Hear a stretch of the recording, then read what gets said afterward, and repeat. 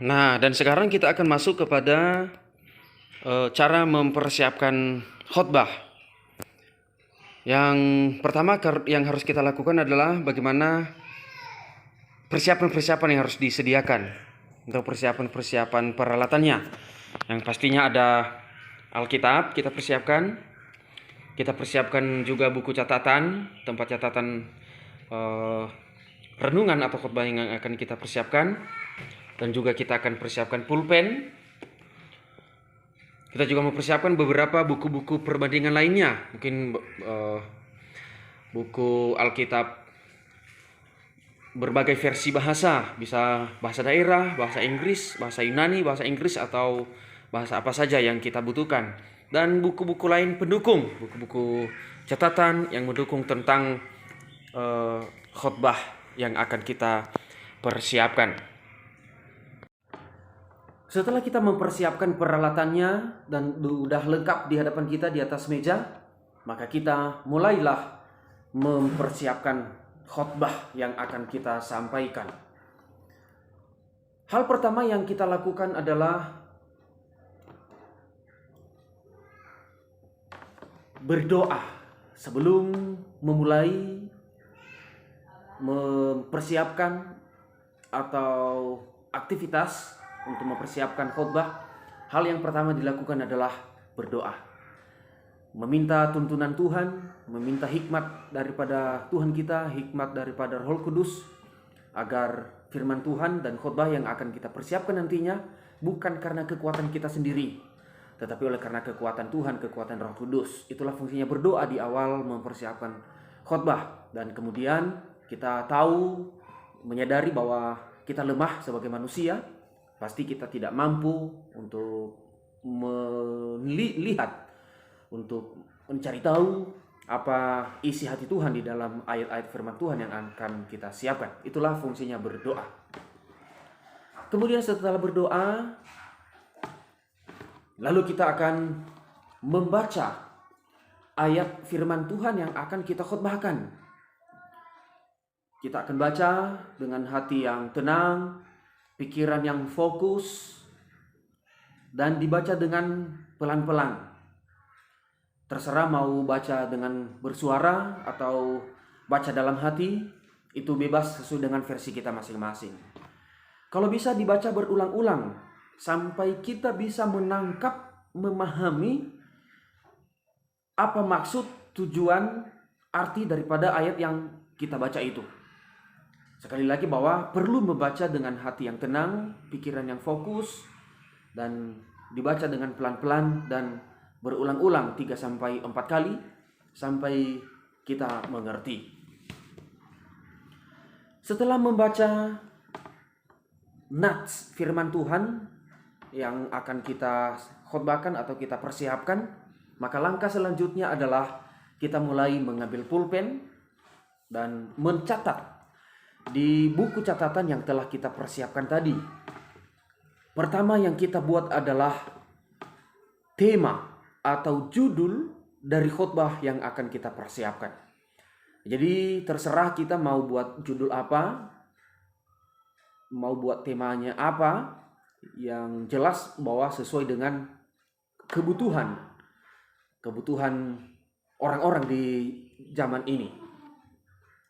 Setelah buat tema atau judulnya, maka langkah selanjutnya adalah kita buat tujuan.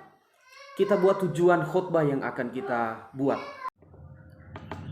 Fungsi tujuan yang akan kita buat ini adalah menggambarkan secara umum apa target sasaran yang akan kita yang akan kita capai di isi atau inti khotbah nanti yang akan kita sampaikan. Itu fungsi tujuan. Setelah kita buat tujuan, maka selanjutnya yang kita buat adalah kita mulai dengan pendahuluan. Kita mulai dengan pendahuluan khotbah yang akan kita sampaikan. Inti dari pendahuluan ini adalah sebagai pengantar dari khotbah yang akan kita sampaikan itu. Sebagai pengantarnya atau sebagai pintu atau jendela pembuka daripada khotbah yang akan kita sampaikan nantinya. Sekali lagi bahwa itu sebagai pengantar atau menggambarkan untuk menggiring pikiran pendengar kepada arah atau arah khotbah kita yang akan kita sampaikan. Itu fungsi inti daripada pendahuluan.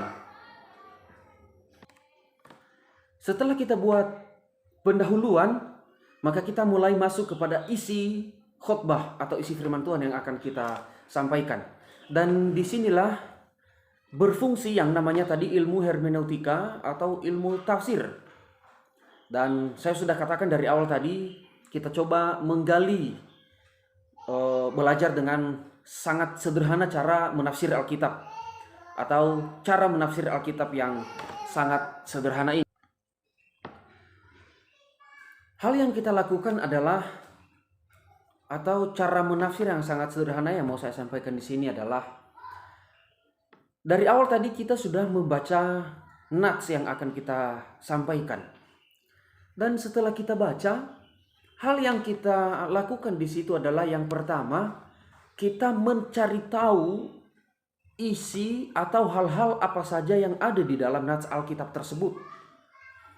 Yang pertama adalah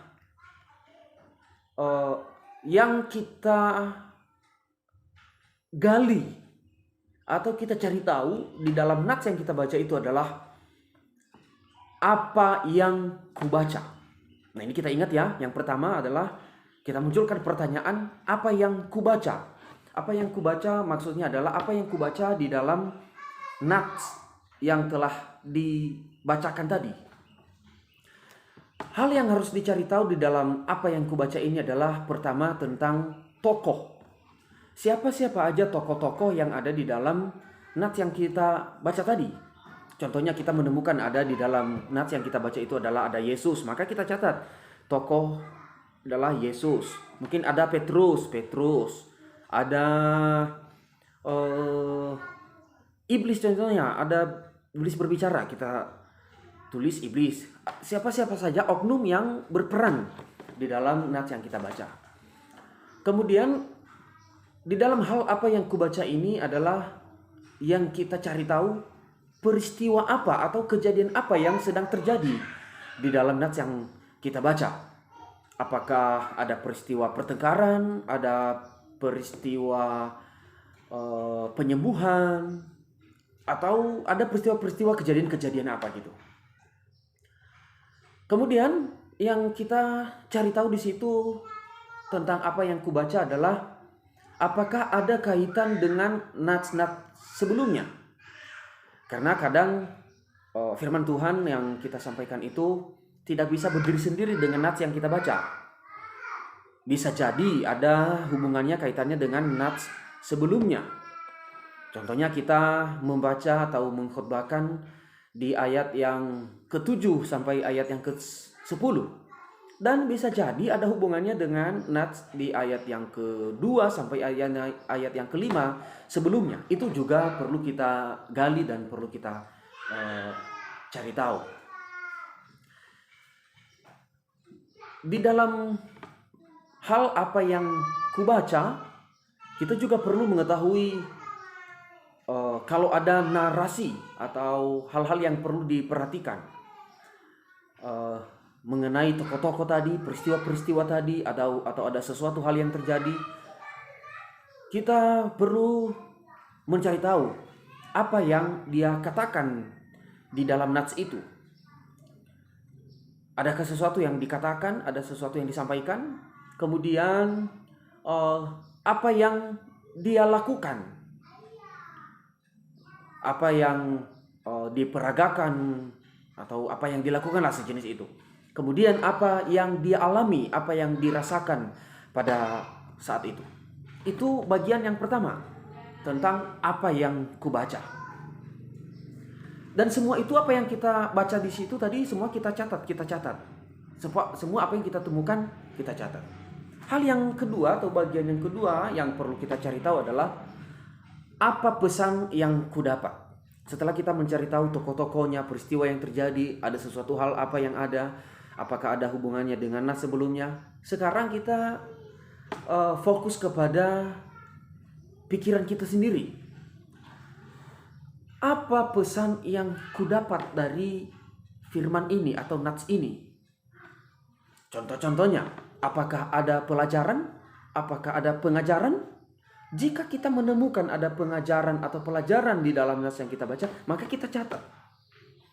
Pengajaran apa contohnya? Mungkin pengajaran supaya mencari hikmat, itu contohnya.